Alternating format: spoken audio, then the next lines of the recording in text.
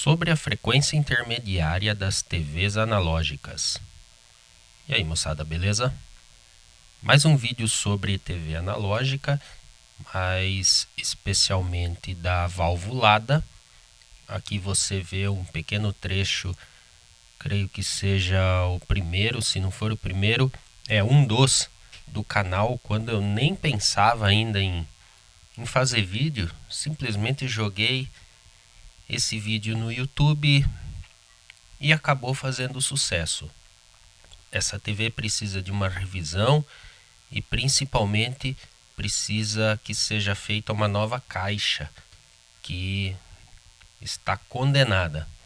Eu vou fazer a caixa e de repente, quem sabe, coloco ela à venda para algum colecionador. Muito bem, o assunto hoje é frequência intermediária. Não dá para entrar em detalhes de cálculo num vídeo demonstrativo. Você vê nessa primeira imagem algumas maneiras de fazer o acoplamento no transformador de FI, transformador de frequência intermediária.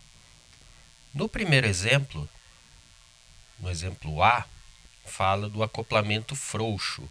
Quando as bobinas estão mais distantes e às vezes até o ferrite do primário e do secundário são separados. No caso B, acoplamento crítico, onde as bobinas estão mais próximas, é um núcleo só de ferrite, eu tenho uma transferência de energia mais eficiente entre o primário e o secundário. Os exemplos A e B são os mais comuns aí nos rádios. Cada um com a sua característica, com a sua necessidade, largura de faixa. Portanto, para rádios que precisam de uma largura de faixa mais ampla, vão ter um acoplamento mais apertado. Para equipamento com largura mais estreita, o acoplamento será mais frouxo, como disse aí a imagem. Agora a TV analógica é um caso à parte. Eu preciso de uma largura de 6 MHz. Isso é monstruosamente grande. Então eu preciso de um acoplamento muito forte entre primário e secundário para que uma faixa muito grande de frequências passe de um lado para o outro. E veja que coisa, o transformador é sintonizado, só que ele precisa deixar escapar uma faixa maior do que a frequência de sintonia dele. É necessário isso. E aí no exemplo D, foi colocado um resistor no secundário para diminuir o fator Q do transformador e assim ele deixar passar mais ainda e numa faixa, digamos assim, mais constante. Nesse exemplo você vê a representação do interno de um transformador de frequência intermediária, as duas bobinas no mesmo ferrite, com capacitores para o ajuste fino da frequência. Também existe a opção de ajustar a bobina. E do lado de fora, esse R18 de 1000 ohms faz a carga resistiva do secundário para melhorar as características da resposta de frequência dessa peça. Também aconteceu no passado de existir esse tipo de frequência intermediária.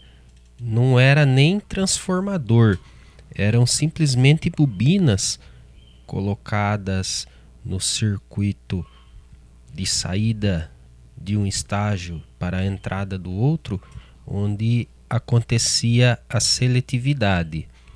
E as bobinas eram ajustadas, claro que junto com os capacitores, para obter frequências ligeiramente diferentes uma da outra e assim ter uma resposta geral do amplificador inteiro de frequência intermediária com a largura de banda necessária para a TV. Aí nós podemos imaginar que loucura que deveria ser para o ajuste correto disso, onde cada bobina dessa precisava de uma frequência diferente. Nessa imagem ainda vemos a necessidade que o projetista tinha de prestar atenção nas capacitâncias parasitas. Nesse exemplo, a capacitância entre primário e secundário do transformador.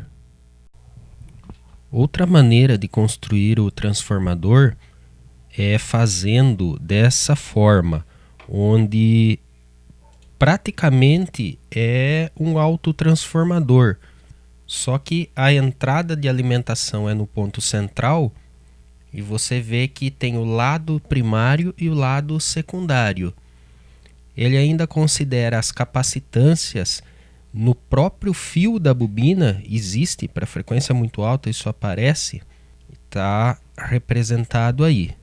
Outra preocupação era com as capacitâncias internas dos eletrodos das válvulas. Mais um detalhe que os transformadores precisam levar em consideração é a interferência do canal de som do canal de TV imediatamente anterior.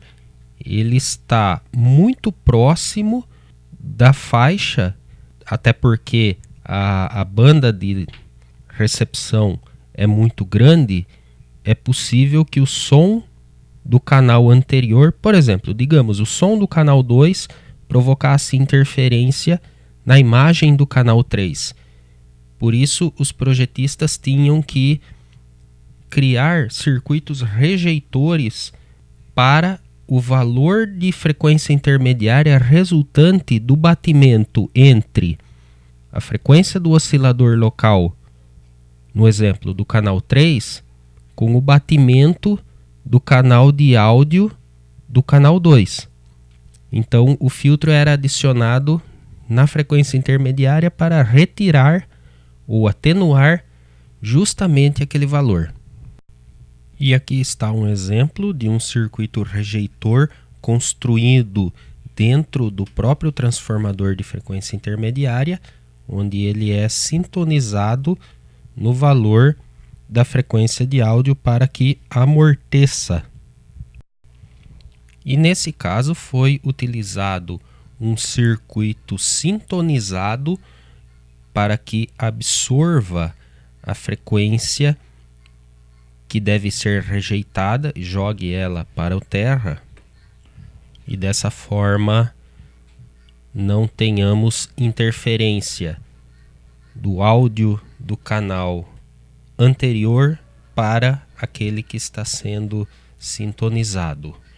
O livro que nós estamos usando para fazer esses vídeos diz que apenas um filtro desse era necessário. Bastava que estivesse logo no primeiro estágio dos amplificadores de frequência intermediária, e isso era o suficiente para limpar todo o sinal que ia para o detetor de vídeo. E por hoje é só. Fique com pequenos trechos das gravações dos vídeos sobre eletrônica valvular. Estão avançando de forma bastante interessante, inclusive estou acrescentando alguns itens que ficaram esquecidos. Logo mais teremos novidades sobre esse assunto. Se gostou do vídeo, deixa um joinha aí, se inscreva no canal se ainda não estiver inscrito. Um grande abraço e até a próxima.